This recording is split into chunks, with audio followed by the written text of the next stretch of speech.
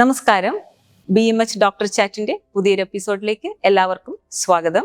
ഇന്ന് നമ്മൾ പരിചയപ്പെടുത്തുന്നത് തൊടുപുഴ ബേബി മെമ്മോറിയൽ ഹോസ്പിറ്റലിലെ ENT and head and neck surgery consultant ആയ ഡോക്ടർ ശാലിനി കുര്യനെയാണ്. ഡോക്ടറിനെ ഈ ഒരു എപ്പിസോഡിലേക്ക് ഹാർദവമായി സ്വാഗതം ചെയ്യുന്നു. ഡോക്ടർ, ആദ്യം തന്നെ പറയാമോ, കഴുത്തിലെ വീക്കം അഥവാ തടിപ്പ് ഇതിന് സാധാരണയായി നമ്മൾ കാണുന്ന കാരണങ്ങൾ എന്തെല്ലാമാണ്? കഴുത്തിൽ നമുക്ക് പല കാരണങ്ങൾ കൊണ്ട് തടിപ്പുകൾ കാണാറുണ്ട്. ഏറ്റവും കോമൺ ആയി കാണുന്നത് ഇൻഫെക്ഷൻസ് കാരണമാണ്. പിന്നെ ചിലപ്പോൾ ജന്മന അല്ലെങ്കിൽ ഡെവലപ്മെന്റ് ആയിട്ടുള്ള കുറച്ച് അനോമലീസ് കാരണം തടിപ്പുകൾ കാണാം. ചിലപ്പോൾ ട്യൂമേഴ്സ് ആയിരിക്കാം. ട്യൂമേഴ്സ് ക്യാൻസറസും ആവാം, അല്ലാത്തതുമാവാം. ഇവയാണ് സാധാരണ കാണുന്ന കാരണങ്ങൾ. ഇതിൽ ഓരോ കാരണം തന്നെ നമ്മുടെ കഴുത്തിലെ ഓരോ കോശത്തിലും ഉണ്ടാകാം. ഏറ്റവും കോമൺ ആയി കാണുന്ന കഴലുകൾ അഥവാ ലിംഫ് നോഡ്സിൽ കാണുന്ന തടിപ്പുകളാണ്. ലിംഫ് നോഡ്സിന്റെ ഇൻഫെക്ഷൻ ആണ് ഏറ്റവും കോമൺ ആയി കാണുന്നത്. അതുപോലെ ക്യാൻസറിൻ്റെതായ തടിപ്പുകളും കാണാം. പിന്നെ കാണുന്നത് തൈറോയിഡിന്റെ മുഴകൾ കാണാറുണ്ട്, ഉമിനീർഗ്രന്ഥിയുടെ മുഴകൾ കാണാറുണ്ട്.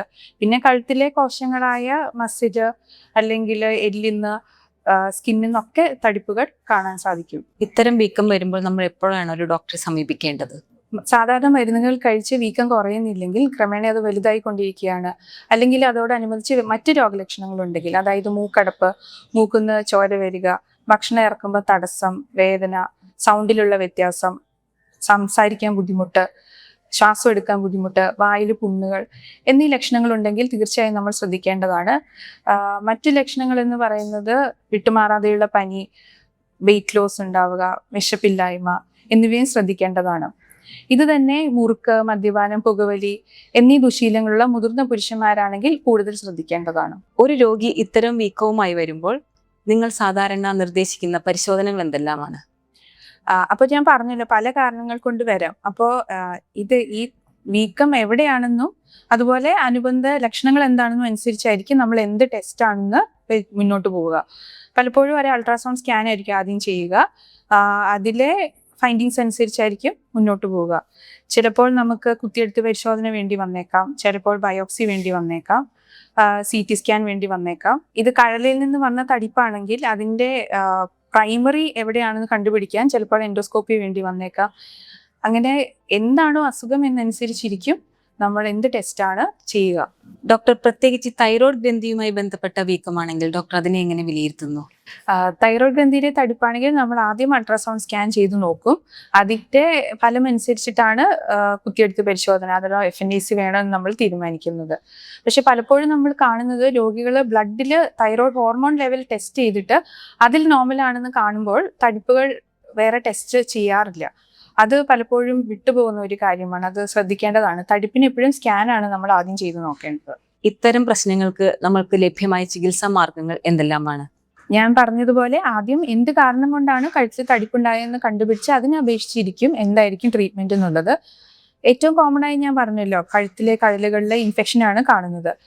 പലപ്പോഴും പല്ല് കേടാവുന്നതിന്റെ ഭാഗമായിട്ടോ ടോൺസിലൈറ്റിസിന്റെ ഭാഗമായിട്ടോ അല്ലെങ്കിൽ ഒരു പനിയുടെ ഭാഗമൊക്കെ ആയിട്ടായിരിക്കും ഇത് വരിക. അപ്പൊ അത് മാറുമ്പോൾ അതിനൊപ്പം ഇത് മാറിപ്പോയിക്കോളും.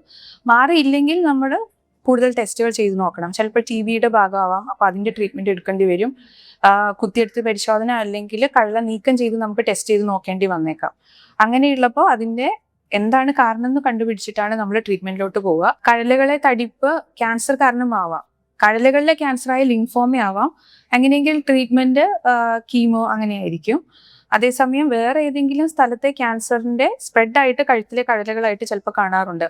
അത് മൂക്കുന്നോ തൊണ്ടയിന്നോ ലങ്സിന്നോ എവിടെ നിന്നും ആകാം. അപ്പോൾ എവിടെയാണോ അസുഖം അതനുസരിച്ചായിരിക്കും ട്രീറ്റ്മെന്റ് ഉണ്ടാവുക. അത് സർജറി ആവാം, റേഡിയേഷൻ ആവാം, കീമോതെറാപ്പി ആവാം. പിന്നെ ഏറ്റവും കോമൺ ആയിട്ട് കാണുന്നത് തൈറോയിഡിലെ തടിപ്പുകളാണ്.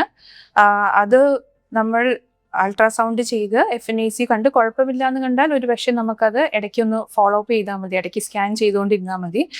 എന്നാൽ പ്രശ്നമെന്ന് സംശയം ഉണ്ടെങ്കിൽ അഥവാ നല്ല വലുപ്പമൊക്കെ ഉണ്ടെങ്കിൽ നമുക്കത് സർജറി ചെയ്ത് നീക്കം ചെയ്യേണ്ടി വന്നേക്കാം. ഈ ഉമിനീർഗ്രന്ഥിയിൽ കാണുന്ന തടിപ്പുകളാണെങ്കിൽ പലപ്പോഴും സർജറി ചെയ്ത് നീക്കം ചെയ്യുകയാണ് അതിന്റെ ചികിത്സ. പിന്നെ ജന്മന അല്ലെങ്കിൽ ഡെവലപ്മെന്റൽ അനോമലിയായി കാണുന്ന സിസ്റ്റുകൾ, തൈറോഗ്ലോസൽ ഡക്ട് സിസ്റ്റ് എന്നിവയും സർജറിയാണ് അതിന്റെ ചികിത്സ. അതുപോലെ തൊണ്ടയിലുള്ള ക്യാൻസർ ചിലപ്പോൾ കഴുത്തിലെ തടിപ്പായിട്ട് കാണപ്പെടാറുണ്ട്. അപ്പോൾ അത് എവിടെയാണ് ഉത്ഭവിക്കുന്നത്, എന്താണ് സ്റ്റേജ് എന്നനുസരിച്ചിരിക്കും അതിന്റെയും ട്രീറ്റ്മെന്റ് വരിക. ഈ പരിമിതമായ സമയത്തിനുള്ളിൽ കഴുത്തിലെ വീക്കവും അതിന്റെ കാരണങ്ങളും അതിന്റെ ചികിത്സാ രീതികളെക്കുറിച്ചും പറഞ്ഞു തന്ന BMH ഹോസ്പിറ്റലിലെ ഡോക്ടർ ശാലിനിക്ക് നന്ദി.